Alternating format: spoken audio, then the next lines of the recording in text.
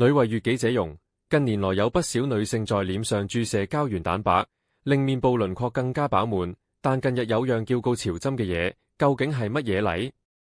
喺內地仲登上熱搜，有內地商家更宣稱，通過 X 度注射可增強性體驗。有婦產科醫生指出，注射高潮針可能存在感染神經損傷嘅風險。綜合內地媒體報道，近日高潮針一詞突然登上微博同小紅書熱搜，引發廣泛討論。相關貼文同時指出，國內多個地方預約高潮針爆滿，聲稱高潮針作用可以通過注射 X 度內的痔點、A 點、U 點，可令敏感點位嘅組織飽滿突出，運動時便能更加容易摩擦，更敏感，幫助女性達到正高潮。網上有傳該項目為半永久項目，事隔幾年後被人體分解，之後仍需要再次注射。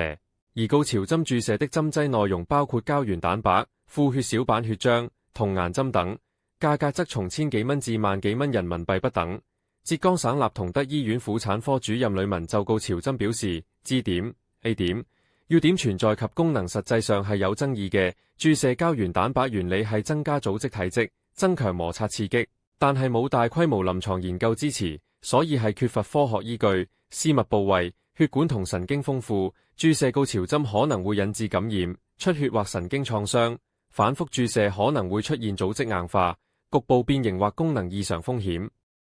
美容外科雜誌亦曾經就高潮針發布一篇論文，患者在 X 度壁注射13毫升透明質酸、2毫升膠原蛋白入院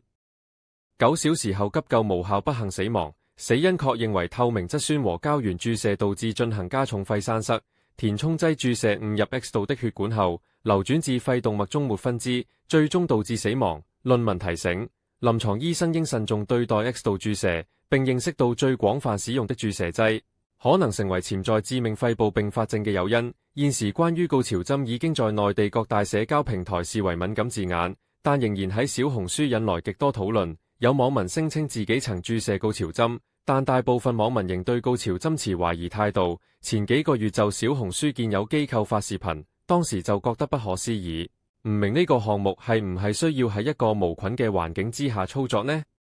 真係世界之大無奇不有。